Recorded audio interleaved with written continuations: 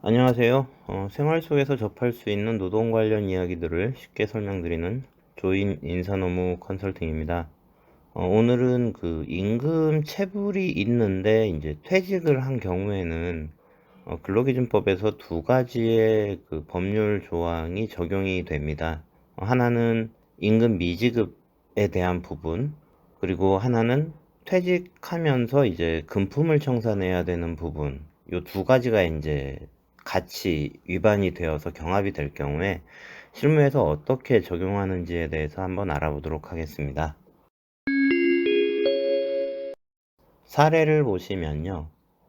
자, 2019년 3월 10일에 근로자 A씨가 퇴직을 했어요. 근데 이제 퇴직을 하면서 회사에서 주기로 했던 특별상여금에 대한 진정을 제기를 했습니다.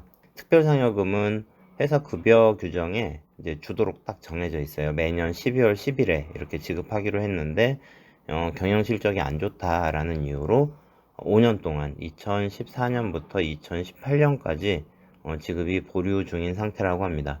어쨌든 줘야 되는 것이고, 대표자의 경우에는 이제 형사처벌도 받아야 되는 거는 이제 당연한데, 자, 여기에는 임금 미지급에 대한 근로기준법 조항이 36조도 적용이 되고 43조도 적용이 됩니다. 먼저 36조는 이제 금품청산에 대한 부분이에요. 사용자는 근로자가 사망 또는 퇴직한 경우에는 그 지급 사유가 발생한 때, 그러면 사망이면 사망한 때, 퇴직이면 퇴직한 때부터 14일 이내에 임금, 보상금, 그 밖에 일체의 금품을 지급해야 된다라고 돼 있고요. 또 별개로 43조 임금 지급에 대한 부분에서는 통화로 직접 근로자에게 전액을 지급해야 된다. 그리고 매월 1회 이상 일정한 날짜를 정해서 지급해야 된다. 이렇게 정해져 있는데 이제 이 두 가지를 다 어긴 거죠. 이랬을 때 36조를 적용하면 요 경우에 어떻게 적용을 받는지, 43조를 적용하면 어떻게 적용을 받는지 한번 보고요. 실무에서는 그럼 이런 경우에 어떻게 판단을 하고 적용을 할까 하는 부분에 대해서 알아보도록 하겠습니다.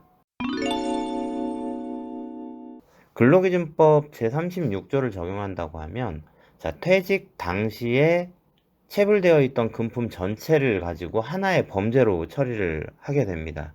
근데 이제 범죄 성립일은 앞서 이제 저희가 설명드렸던 대로 퇴직하고 14일이 지난 그 다음 날부터 이제 범죄가 성립이 되죠. 이때 범죄로 처리할 수 있는 것에는 퇴직 당시에 소멸시효가 완성이 되지 않아야만 그게 이제 범죄 성립이 되는 거예요. 그래서 2014년과 2015년에 대한 미지급분은 3년의 소멸시효가 경과가 됐죠. 그래서 요거에 대해서는 범죄가 성립이 안 되고요. 2016년부터 2018년까지의 미지급분에 대해서만 36조를 적용해서 입건이 가능합니다. 그럼 43조를 적용한다고 하면요. 요 43조는 지급해야 되는데 지급하지 않았던 그때부터 범죄가 성립이 됩니다. 각각이 범죄가 성립이 되는 거예요. 각 소정지급일을 경과할 때 각각 범죄가 성립되기 때문에 공소시효는 5년이죠. 5년의 공소시효가 2014년부터 적용한다고 해도 완성이 되지 않은 상태예요. 그래서 5년분에 대해서 각각의 범죄 사실을 가지고 입건이 가능합니다. 물론 이 형사처벌에 대한 공소시효는 완성이 되지 않았으니까 형사처벌은 가능하지만 민사상의 임금청구권의 소멸시효는 어차피 지난 건 똑같기 때문에 3년의 소멸시효가 지나지 않은 것에 대해서만 민사상으로 청구는 할 수 있어요. 그건 똑같은데 범죄에 대한 사실 자체가 36조를 적용하면 3년분에 대해서만, 그리고 43조를 적용하게 되면 5년분에 대해서 전부 다 주장이 가능하다는 거죠. 근데 실무에서는 그 법무부 공안기획과의 지르해시에 따르면 근로기준법 제36조와 43조가 경합하게 되면 36조 위반으로만 처리하도록 한다라고 이제 검찰에서, 일선 검찰에서 그렇게 한다고 그래요. 그래서 고용노동부에서도 일반적으로 이 36조를 적용해서 처리를 하고 있다고 합니다.